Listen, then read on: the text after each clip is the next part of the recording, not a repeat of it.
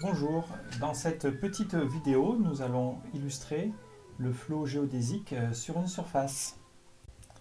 Alors, vous voyez, ce vase correspond à une surface. C'est une surface de révolution. Dans cette zone, la courbure est dite positive parce que la surface est bombée dans ce sens et là dans ce sens, du même côté que le plan tangent. Par contre, ici, la surface, ici, vous voyez, est courbée de cette sorte, et là de cette sorte, et le plan tangent, les courbures sont de part et d'autre du plan tangent. On dit que la courbure est négative dans cette zone, et la courbure de Gauss est positive dans cette zone. Le but de cette petite expérience que vous pouvez faire vous-même est de montrer l'influence de la courbure de la surface sur le flot géodésique. Alors nous commençons par la zone ici de courbure positive parce que, je répète, la courbure de la surface est du même côté que un plan tangent en tout point de la surface. Alors, j'ai commencé par mettre un scotch, vous voyez, sur le sommet de cette surface de révolution.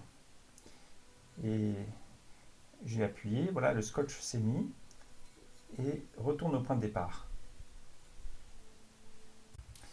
Alors, la première chose que je veux affirmer et qui se démontre, c'est que lorsque vous avez une surface et un bout de scotch, eh bien, si vous placez le scotch à un point de départ avec une direction donnée et que vous appliquez le scotch délicatement sans faire de pli, eh bien, le scotch va se poser de façon unique sur la surface en suivant une trajectoire géodésique. Et la raison, bon, cela se démontre, mais pour le comprendre, imaginez que vous le faites sur un plan, sur une surface plate. Eh bien, le scotch va se mettre en ligne droite. Et la ligne droite est la trajectoire géodésique d'un plan. Eh bien, en fait, sur une surface courbe comme celle-ci, le scotch suit encore une trajectoire géodésique. Et grâce à cette remarque, on va pouvoir explorer sans faire de calcul, mais juste une petite expérience avec un vase et du scotch, on va pouvoir explorer le comportement des trajectoires géodésiques sur cette surface. Allons-y. Donc, on se pose la question, partant de ce point, mais n'allant pas dans cette direction, mais dans une autre direction, que va faire la trajectoire géodésique?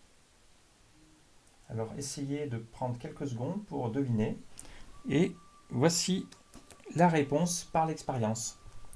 Donc, on part de ce point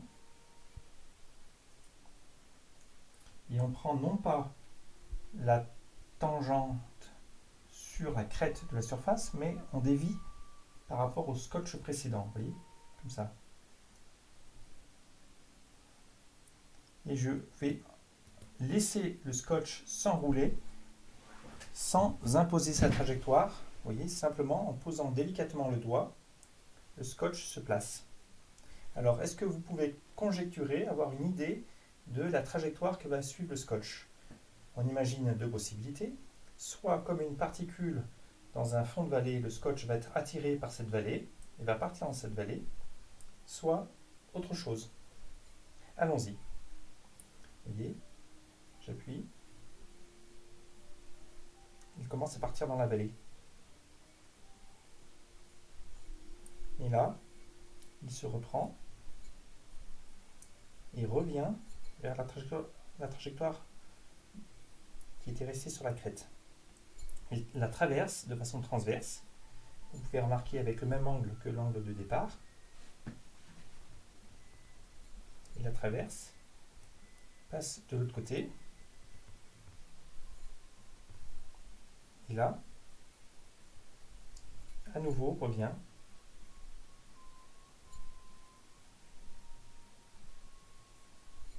Et voilà, de façon infinie, il oscille de part et d'autre de la trajectoire de référence. Donc voici une trajectoire géodésique. Ce scotch a suivi une trajectoire géodésique. Et ce qu'on observe, c'est que dans la zone ici bossue, donc de courbure positive, eh bien, la trajectoire géodésique qui est partie, j'ai perdu le point point de départ ici, vers la gauche, eh bien, oscille autour de l'autre. Faisons maintenant l'expérience dans la zone ici de courbure négative.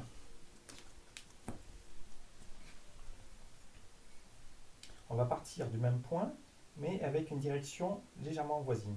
Alors, vous voyez, là ce que je fais, c'est que je prends une direction extrêmement proche, une direction initiale extrêmement proche. C'est presque méconnaissable. Et j'appuie sans faire de pli. Eh bien, on voit que l'écart s'amplifie.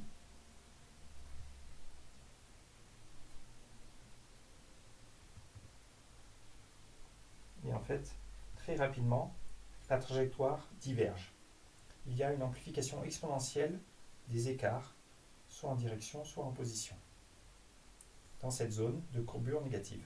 Donc voilà l'expérience que vous pouvez faire avec un bout de scotch et une surface courbe.